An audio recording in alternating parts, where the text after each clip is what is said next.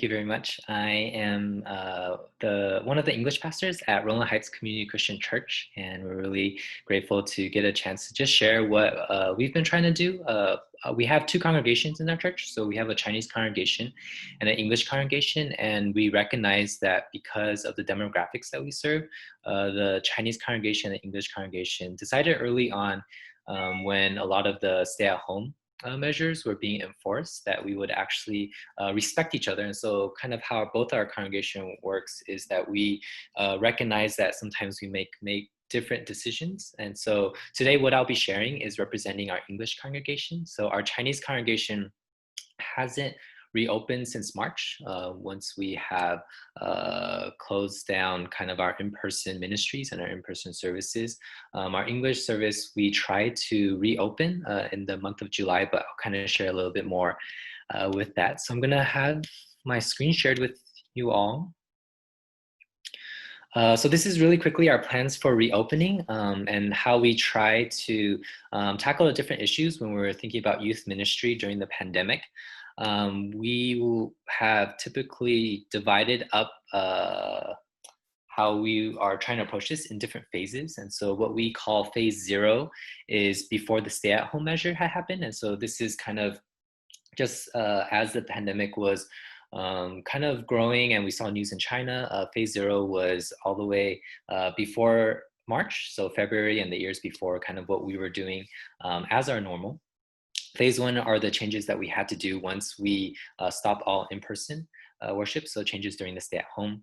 Phase 2 was what we were trying to explore, restarting in-person meetings and what that will look like during that transition time. We had expected phase 2 to last anywhere from 4 months to maybe a whole year. And so we later on, I'll kind of share for our phase 2, what kind of resources we're looking at, trying to measure how we would respond appropriately.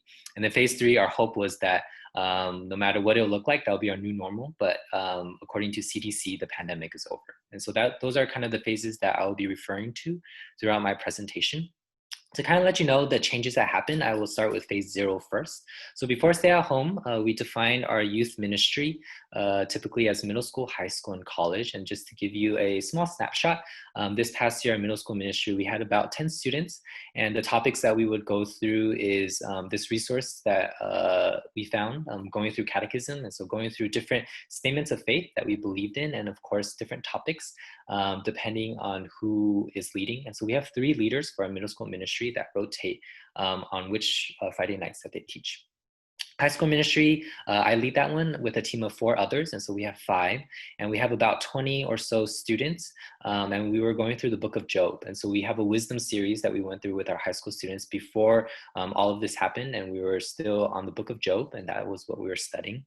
And our college ministry, just because we are located in the suburbs and not near a college campus, we typically have about 5 to 7 students on a given school year during the summer or winter breaks. That's when we typically see a little bit of an increase of students coming back home. And that's kind of our ministry. And they were going through the book of Daniel. And so all of our youth ministry, we met on Friday nights at 7:45 p.m. So that's a snapshot of what it looked like before we had stay at home. So right off the bat, when we started doing stay at home during the phase 1, we resumed or we began all of our meetings online, and we used this same platform. We decided to use Zoom. It was still at the same time on Friday nights at 7:45 p.m. But we saw differences for all 3 different age groups. For the middle school, we didn't really see an increase or a decrease. And because of that, we felt like it was okay to still go through the same topics. And so they're still going through the Catechism small group series even this week. With the high school, we saw actually a dip. And so we started seeing that maybe some of you guys are familiar with youth ministry, where sometimes some kids do come because their parents take them. And so we recognize that now things are online, and so some of them can opt to not join during our online meeting. Even some students that we had felt that they were pretty regular, we were quite surprised that they haven't really joined on our Zoom platform. And so those are some of the things that we've been struggling with. We had to change, so we stopped doing Bible studies. We usually do chapter verse by verse, and we kind of open up our Bibles to let them have a chance to engage with it. But we realized as we switched to an online platform, it was really hard to have our students engage. And so we changed to this really, really old resource called Talk Sheets. I didn't have any plans of using this until we went on an online platform. That was when we switched over to this one. And now we're going through a book recently that came out about how my smartphone changes me. And so we're kind of just going through that and just talking about technology in the summer. With college, we saw that there was actually an increase. And so some of our even out-of-state college students were able to join in. And so we saw this as a blessing as we went online. And even now during the summer, we still see a steady amount of college students that may not be home, but they're still able to join in.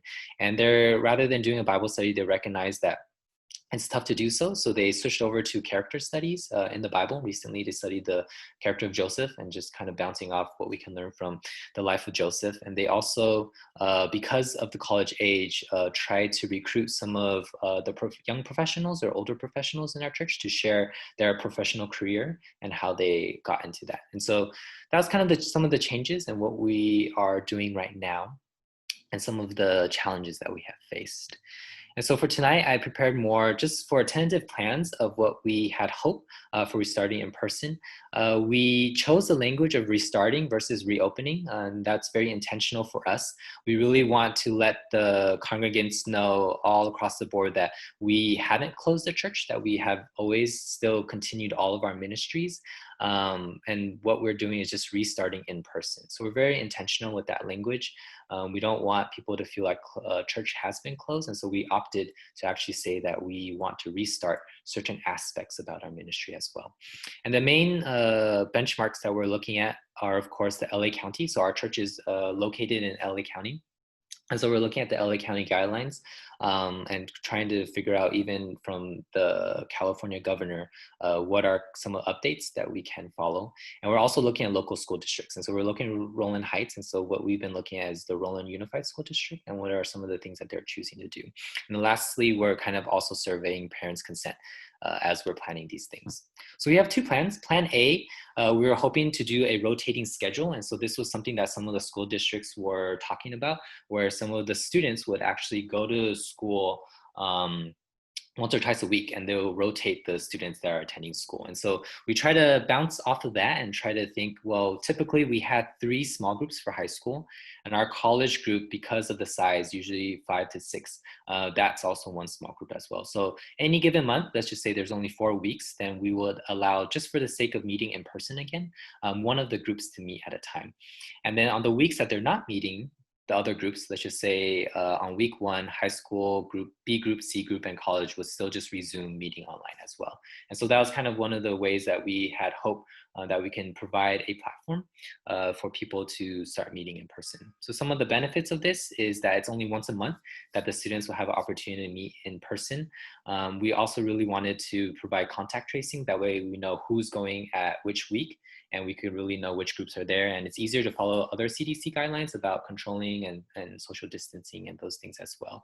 And we also recognize that students who cannot join in person will also have opportunity to fellowship for the majority of the month. And so this was against kind of an all or nothing model or a hybrid model, where we would have some of the students meeting online and some of the students meeting in person. We really try to provide a platform so that meeting in person is a very minimal type of increase as we're kind of going back.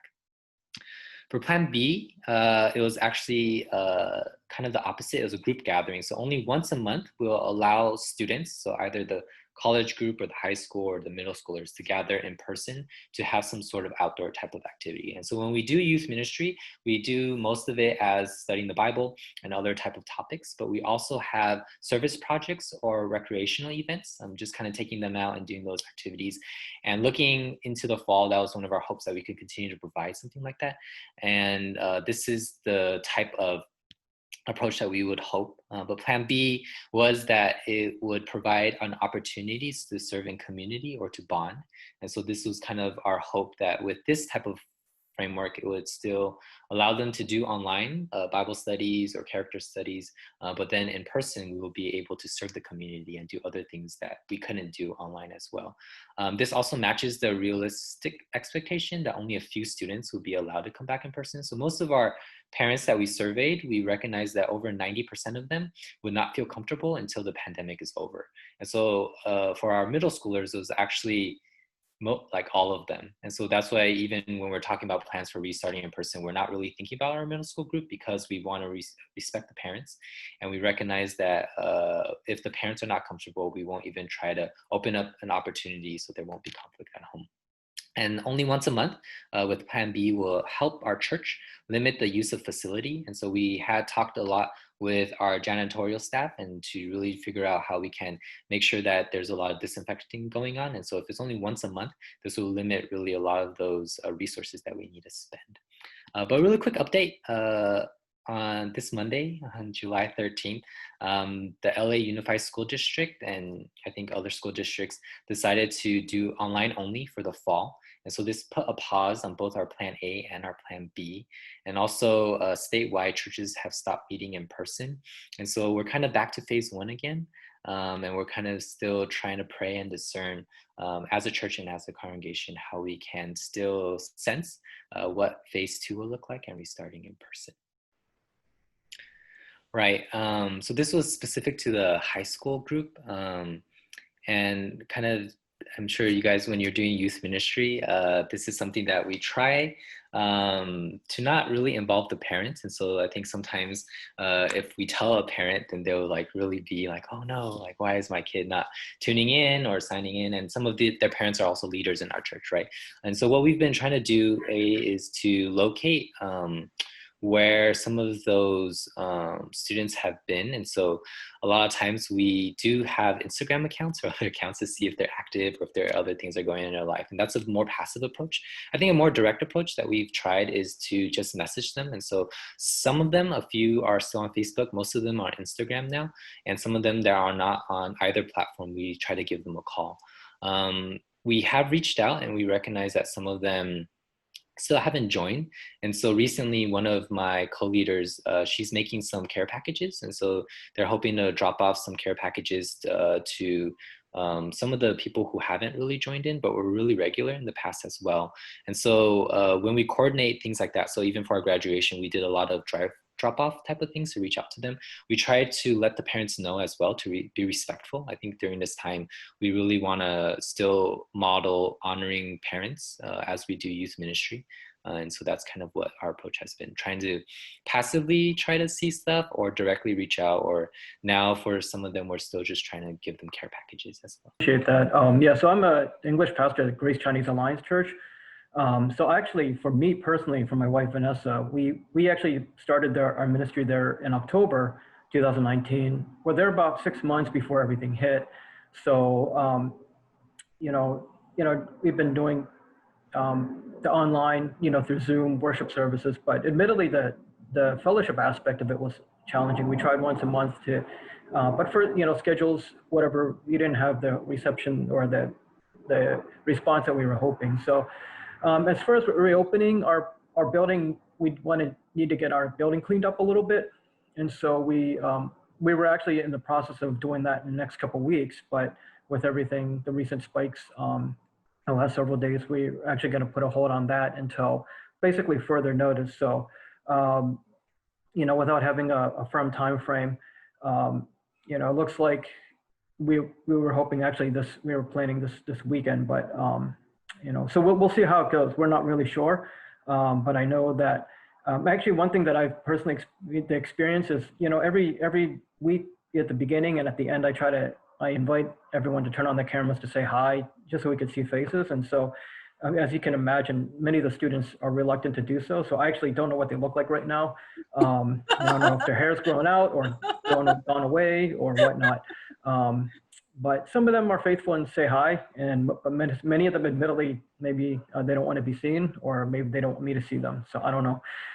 So yeah, that's where we're at. Just we're kind of in a holding pattern, and like everyone else, just praying for guidance as to what we should do.